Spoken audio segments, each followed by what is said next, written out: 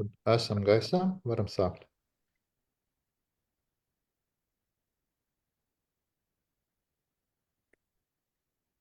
Labdien, godātie kolēģi!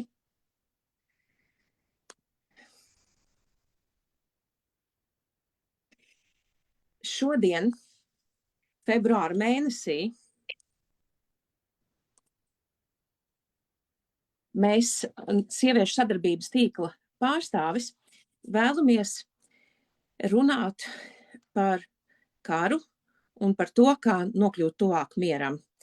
Par to, kā sievietēm iet karā un kā sievietēm iesaistīties miera procesos.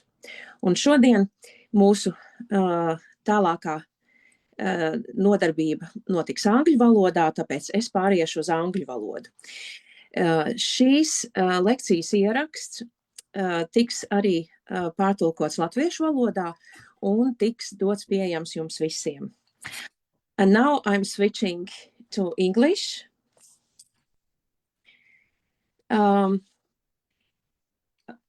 friends, dear colleagues, dear students, friends, and activists in women's organizations, it is an important month because it is the third year, February, when we talk about Russian invasion in Ukraine, and I believe with hopes and work of many people, including many volunteers, we try to raise awareness about situation of civilians during the armed conflict, about sufferings of women, and trying to find strength to continue supporting the brave people that protect Ukraine.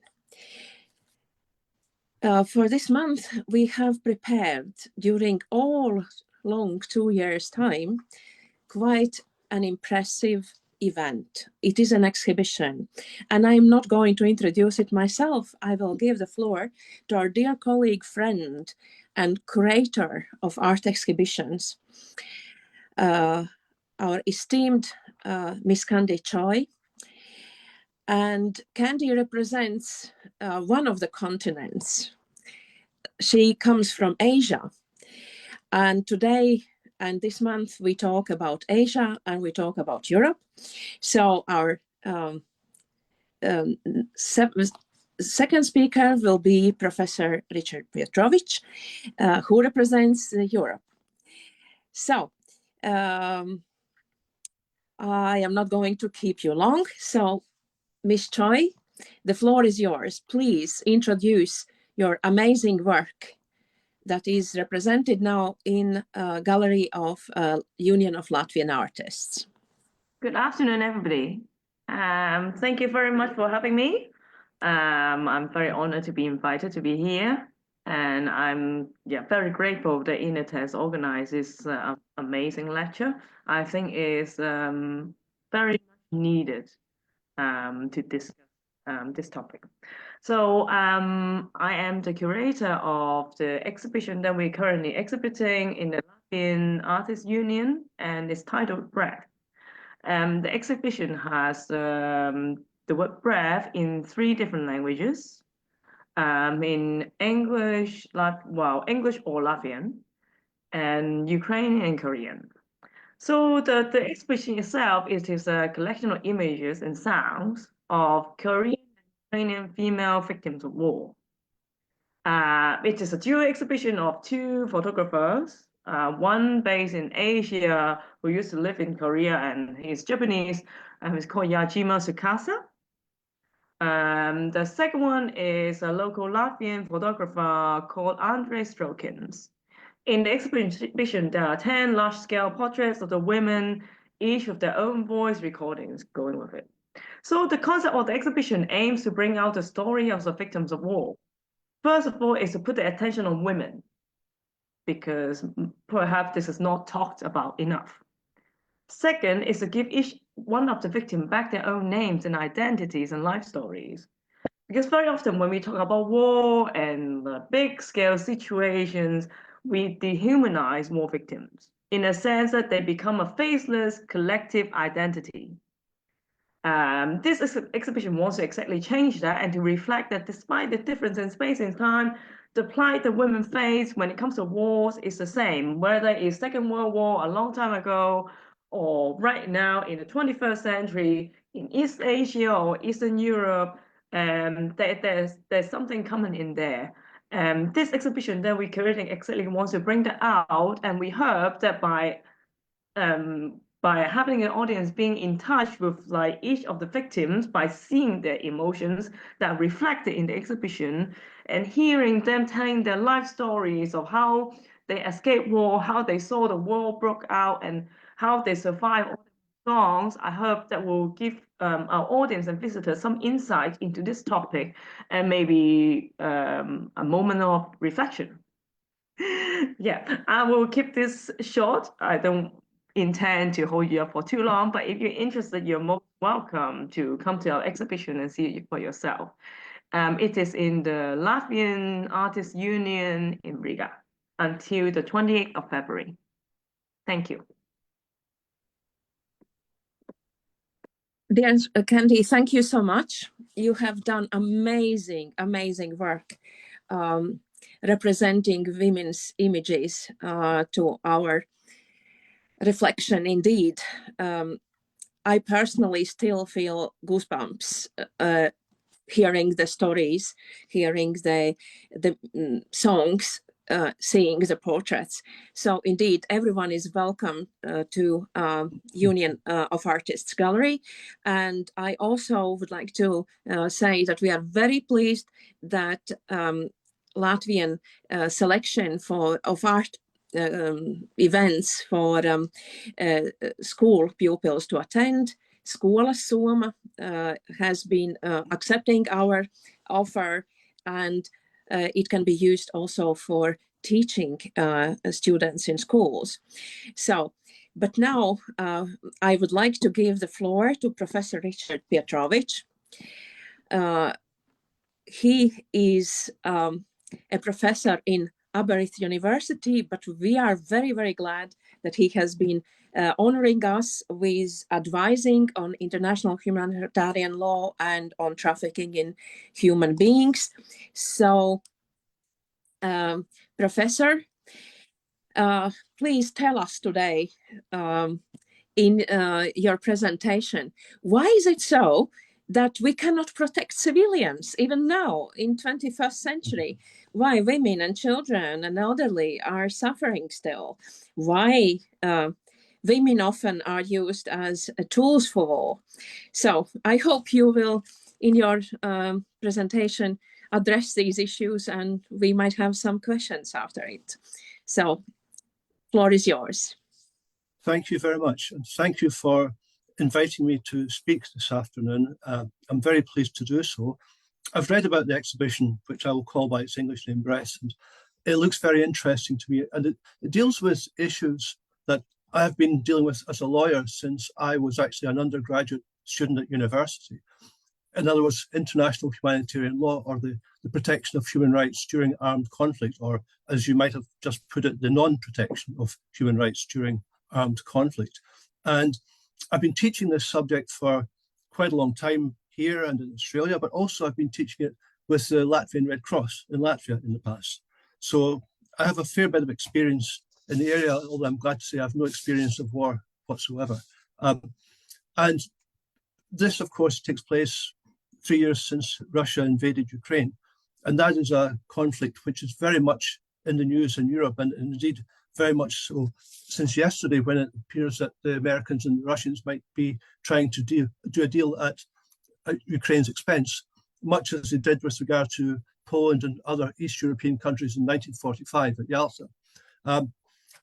It's not the only conflict that's taking place right now. We have, of course, you know, the conflict in Gaza, which may break out again anytime soon. We have serious conflict in the Democratic Republic of Congo, again, also in Sudan. And one of the things that all of these have in common, unfortunately, is the extreme suffering endured by civilians who are supposed to be protected from the effects of armed conflict. And in particular, as civilians, that sexual violence against mostly women and children. Nobody will deny that. And I want to say a few things about that and to speculate on the reasons for it. And the title of my talk was The Failure of International Humanitarian Law. But what I am actually going to argue is that the law is not to blame here. It's the people who do not respect the law and the politicians who and the officers who allow their soldiers to disrespect the law or even actively encourage them to break the law in some cases, as the Russians did in Germany in 1945, but as is happening in many places nowadays today. So what I want to do is look at some of the particular threats which are faced by civilians during armed conflict and some of the particular threats to women and girls. And if we look at the conflicts in Gaza and in Ukraine, we can see hostages being taken, which is a grave violation of the Geneva Conventions of 1949, which are supposed to provide the legal foundation for the protection of human rights during armed conflict. We see hospitals being targeted. We see mines being planted in land used for farming, which deprives communities of the chance to actually live because they're not able to grow food. We see that civilians being shot. We see children being kidnapped, and including from Ukraine to Russia. We see looting and theft. And we see, perhaps worst of all, sexual violence, especially against women and girls. And there are other things I could talk about, but I think that's more than enough to illustrate what are some of the main threats.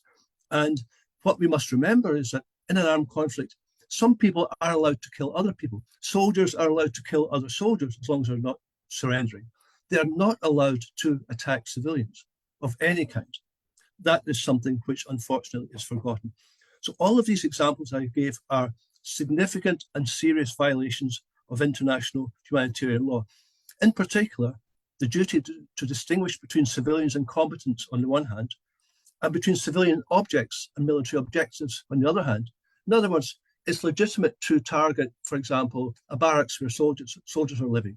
It is not legitimate to target a hospital. That's a very simple illustration of it. And so IHL does allow the killing, but only the killing of combatants.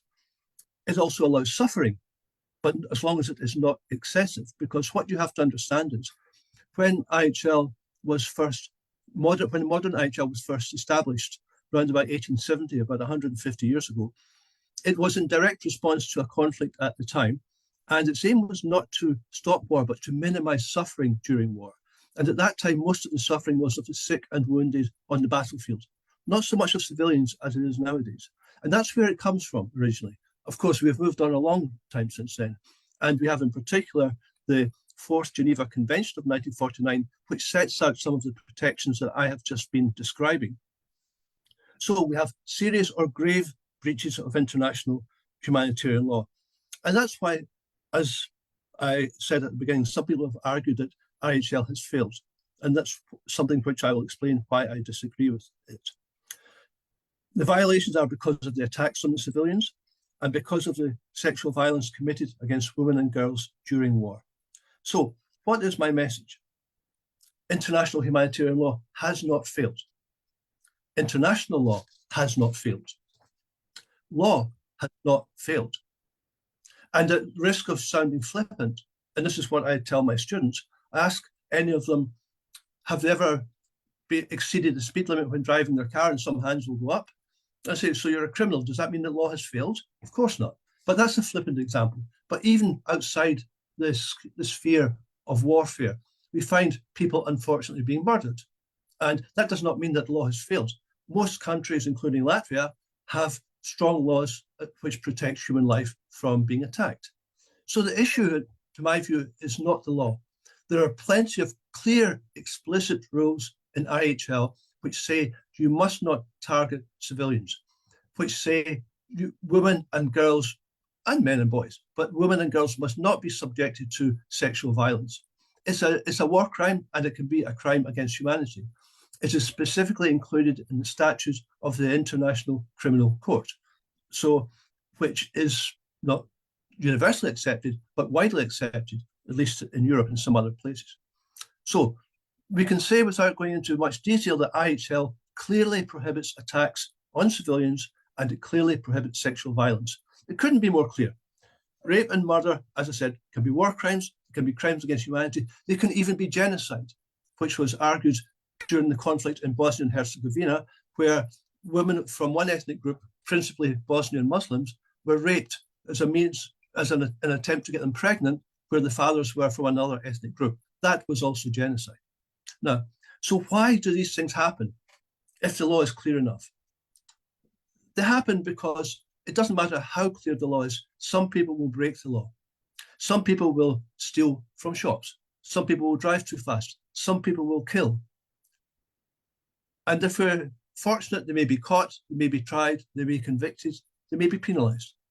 But of course, the risks in warfare are much, much greater. People are much more vulnerable.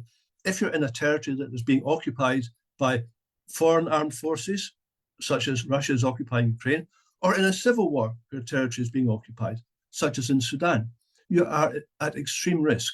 And women and girls seem to be at even more extreme risk than the rest of the population. So why do these things happen? And that's what I want to talk a little bit about now, and say something about that. Now, maybe the perpetrators of these crimes in Russia or in Gaza or in Sudan, wherever, maybe they'll be caught, or maybe not. They might be convicted, or they might be acquitted. If someone was murdered in Riga yesterday, do we say that Latvian law has failed? No, I hope the person will be caught. The same holds true for international humanitarian law, but the problem is the crimes tend to be more excessive, they're more pervasive, many more people suffer, and there's often a lack of will or even a lack of realistic possibility to apprehend the perpetrators and put them on trial. This is why the War Crimes Tribunal for the former Yugoslavia was established as an international tribunal, because wherever somebody came from in the former Yugoslavia who was accused of a crime, they would almost for sure have been convicted or acquitted depending on the ethnic nature of the court. That's precisely why the War Crimes Tribunal for the former Yugoslavia was established, and why other similar tribunals have been established. So where is the failure if IHL has not failed? First of all, and I would say there are at least three failures. The first failure is the failure to hold criminals to account. We should not need a body like the International Criminal Court if national criminal justice systems functioned effectively. The whole reason that the ICC was established was because of the need for an international tribunal to address the most serious crimes, by which I mean war crimes, crimes against humanity, and genocide. So we have a failure to hold criminals to account. But secondly, we have a failure to educate people.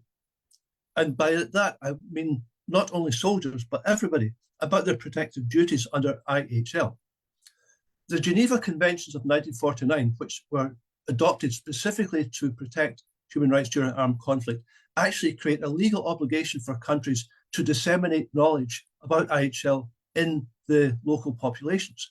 Now, we can do that through universities. I used to do it in primary schools in Australia. I would go to schools and speak to the children about the basic rules of IHL, which is not, it's actually easier to speak to adults, because how do you explain to a group of, say, 10 to 15-year-olds who are at different stages of development about the obligation to protect civilian life? It's not always that straightforward. And also, I have been doing this with the Latvian Red Cross, but also the Red Cross societies of many other countries, going to talk about IHL to try to educate people and make them aware. And hopefully some of those people will go on to use that knowledge in their careers. Unfortunately, it's highly likely that the type of people who are perpetrating these serious violations of IHL are the kind of people I was able to speak to, whether in schools or in universities. But I will come back to that point in a moment, because what's interesting is to look at precisely the type of people who do commit these crimes. And they're not always people who were criminals before.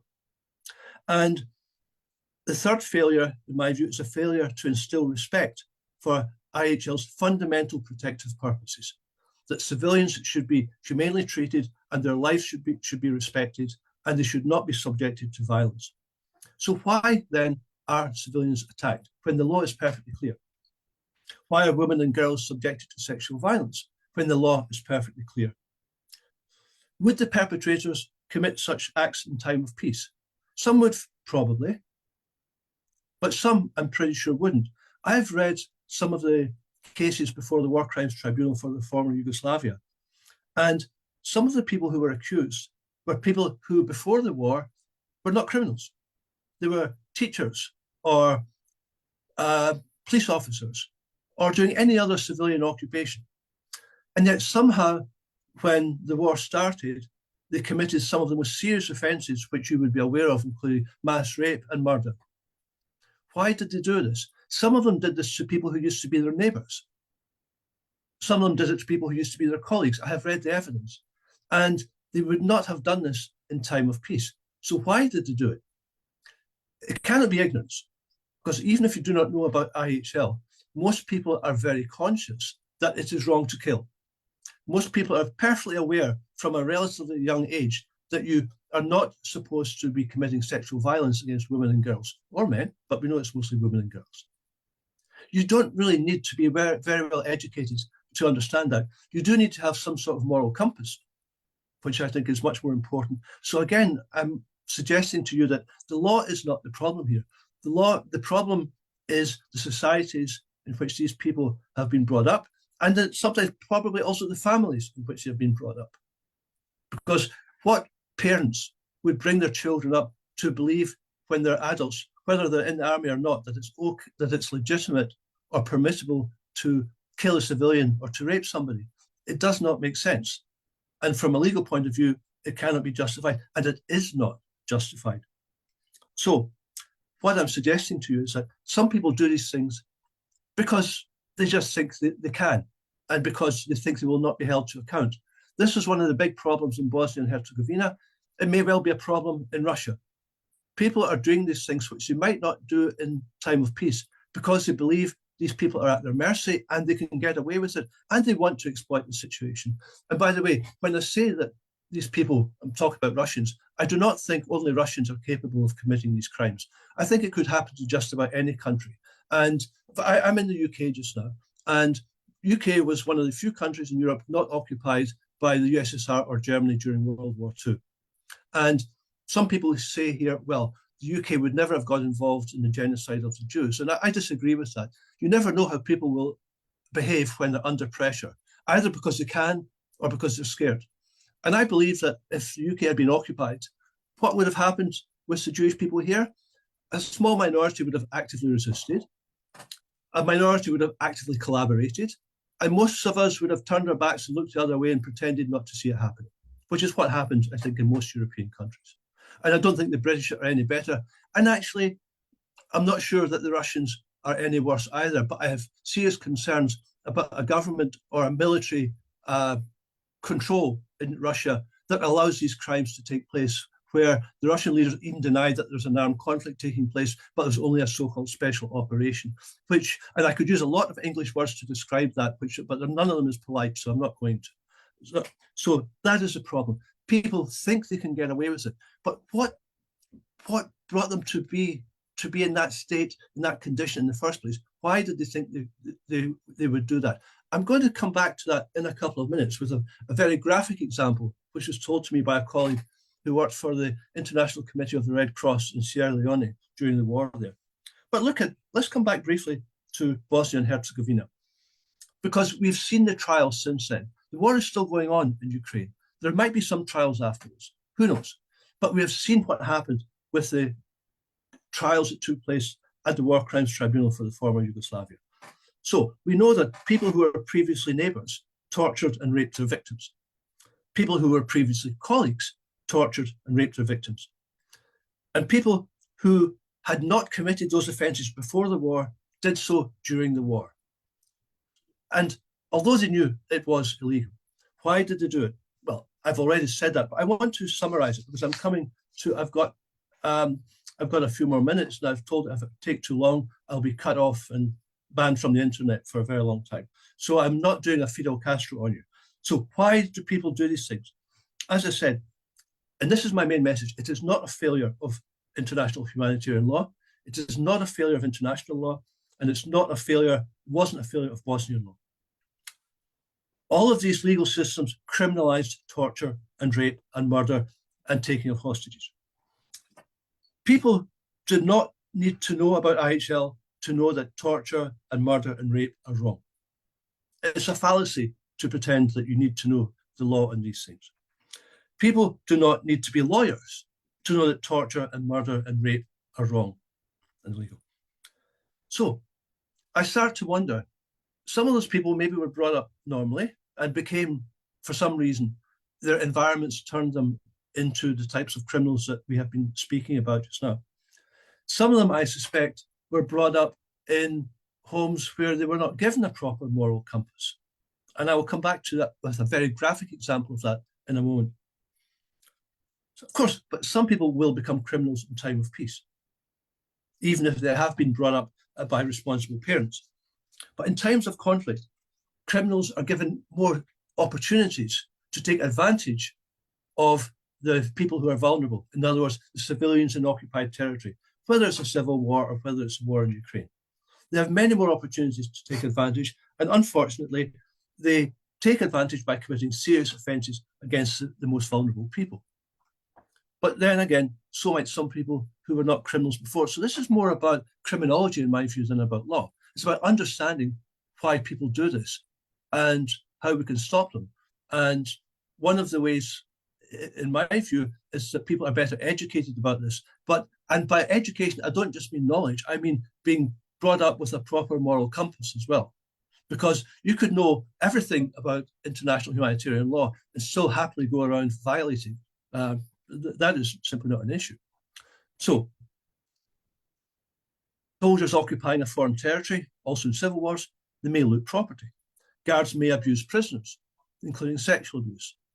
Vulnerable people may be attacked in their homes. It's very common. So why do criminals do it? Either because they are already criminals and they're simply adapting to the new opportunities which have been presented to them, or even if they were not previously criminals, they see opportunities to exploit those who are in their power. In other words, because they can. So they can do things which were never possible in time of peace.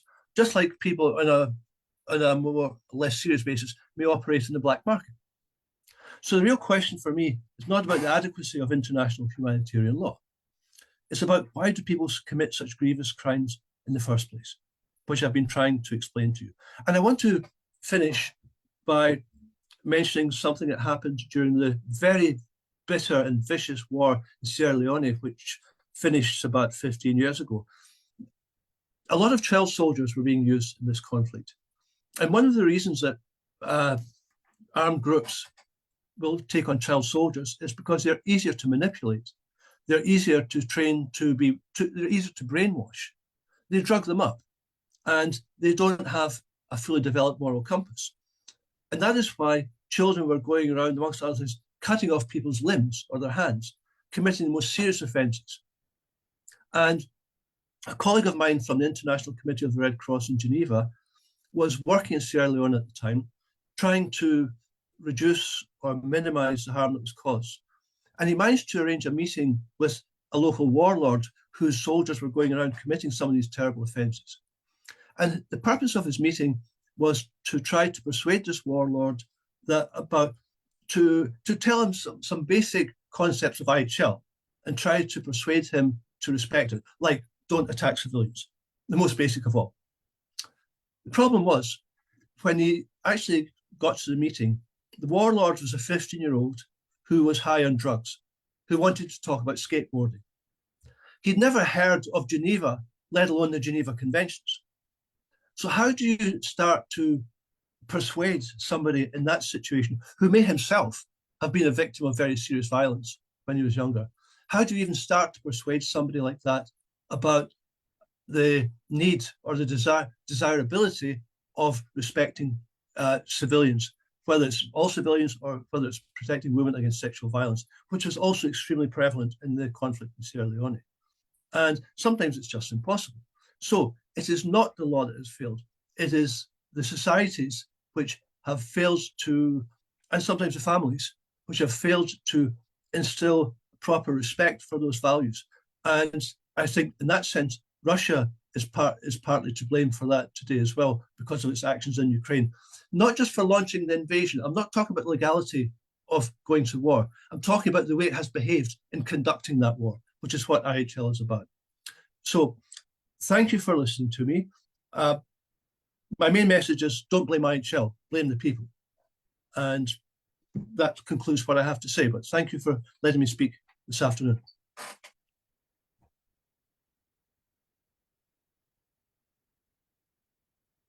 Finished. You're muted.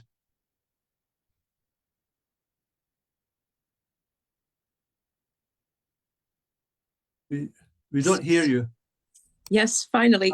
I unmuted myself. Thank you. Thank you, Richard, very much. Yes, well, people to blame, countries that allow these crimes to happen. But you mentioned in the beginning of your intervention that the people, and you in particular mentioned two groups, politicians and soldiers, and obviously soldiers and army officers who allow it. How do you think non-governmental organizations like our network and our members can influence it at national and international level so that we can minimize those crimes, that we can have... I'm not sure that we can interfere in any family, you know, to support raising children with proper moral compass. I think it's beyond our reach. But how can we make politicians and also officers to listen to those voices of victims of crimes against civilians? Now you are muted. Now you are muted. Sorry, thank you for reminding me. In Russia, I don't think you can have any real influence at all as things currently stand, because civil society is so weak in Russia. I think there's very little scope to influence government policy there. It might be different in for example, Israel, where you know, there are significant demonstrations calling for the Israeli hostages to be brought back. And these demonstrations are against the Israeli government. So it depends on the country that you're in. I was in Azerbaijan a few years ago. I shouldn't mention any names, but Azerbaijan anyway, I've said it now, for the Council of Europe. And we couldn't really meet civil society there because there was no independent civil society active in Azerbaijan about 7 years ago. There were some NGOs that were allowed to operate, but they were not independent. But if you take other countries, then I guess, as I said, I think these crimes could be committed by anybody. And there have been prosecutions, for example, of British soldiers for things that they did in Iraq when Iraq was occupied 20 years ago. So I'm not suggesting that one nationality is perfect and the other is totally imperfect. But I think there's more scope in a relatively free and open society for NGOs to have an impact. And I think also that politicians would not like to be asked live on national television or in the press why the armed forces of their country are alleged to have committed these kinds of offences that I've been speaking about this afternoon.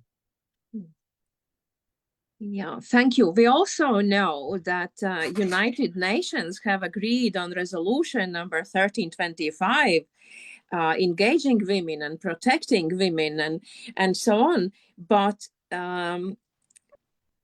obviously the resolution is not implemented, even though the plans to implement it exist in every country. And also the International Criminal Court is not universally accepted. So yeah. How can we lobby? How can we reach beyond, you know, borders to reach to those stakeholders that do not make those political decisions? Well, if you can stick to the European context just now, I think there is significant scope to have influence, for example, through the Council of Europe, which has a number of bodies, for example, the Committee for the Prevention of Torture, which goes to every European country. The body I was on, which monitors human trafficking, they go to every European country which is signed up to the relevant conventions, and they meet regularly with civil society, and civil society has a significant input into the works of those human rights monitoring bodies, which themselves can all have a big impact on how countries behave. And I've seen it in the work that I have been doing in human trafficking. So that can have some impact. I think some NGOs are able to have some impact at the international level just because they're so well known. For example, Amnesty International or Greenpeace, whether or not one agrees with those organizations, but they are big enough to be able to have a certain influence and impact. Human Rights Watch as well. Some countries I know actively consult with their own civil society when they're concluding treaties. I know that Australia used to do that when I lived there. I don't know if it still does that. Now, sometimes they may be doing it to try to look as if they're nice and soft and furry, but sometimes I think it's a genuine attempt to engage with civil society. So it depends on the country, but it's quite possible that the countries which should be doing doing this more are the ones which are the least likely to do it. Because, for example, the UK civil society is very strong. And I think the UK government doesn't feel threatened by civil society in a way that some other governments might do, like the Polish one used to, at least until the last election in Poland. And it's right that they don't feel threatened, but they're also prepared sometimes to listen. I think you'll find a similar situation in Germany. I don't know the situation with regard to, I don't know about the strength of civil society in every country in Europe, but I know that they're pretty strong in the UK and Germany. Yes, so our efforts should be obviously more coordinated, and probably, as you mentioned as good examples, Greenpeace and Amnesty International, probably we do need a large umbrella for women's organizations that we do not really have across the world. I mean, you have at the United Nations, you have the Committee on the Elimination of Discrimination Against Women, which is based on the Treaty for the Elimination of Discrimination Against Women. And I have worked with them in the past, and they do consult extensively with civil society, in my experience, where they were drafting a document which took about 2 or 3 years on human trafficking, and they consulted very extensively in many countries with different groups, and I was one of the people whom they consulted. They then proceeded to ignore everything that I advised them, but that's a different matter. So that is to some extent an umbrella body, what one could say, but also within I would say within the European Union, there is which UK of course is no longer a member, there's significant scope also for NGOs to become engaged with legal and policy developments in the European Union. I was involved in that myself for about 8 years. And it's clear that the work that not just me, but the work that I and other people were doing had some impact on the development of policy. So I don't think, but then I don't have the experience that you do in the civil society sector, but I'm not sure that it's a matter of finding one solution which is going to solve the whole problem. I think perhaps more is being achieved by different groups doing what they can in their own countries or in their own areas, and maybe cooperating a bit more. But I think if you try to get one overarching body which will somehow manage to agree an agenda to go forward, I think that could take forever. Greenland might well have become part of the United States before that happens. Thank you. Yeah, thank you. We will consider your advice. Meanwhile, obviously, we use our own tools. And in this case, we use this amazing portraits of women from 20th century and 21st century wars, the victims of the wars, and their strength to borrow their hand to reach for more minds and souls to stand for peace and to be engaged and support peace.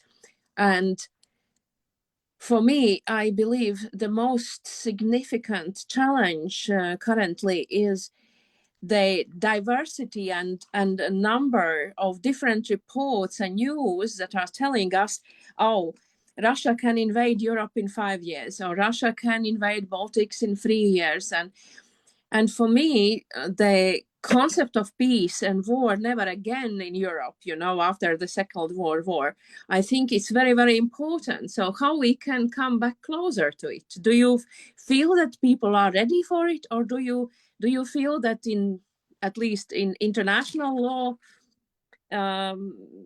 circles, people do think how to deal with wars, but not how to end them?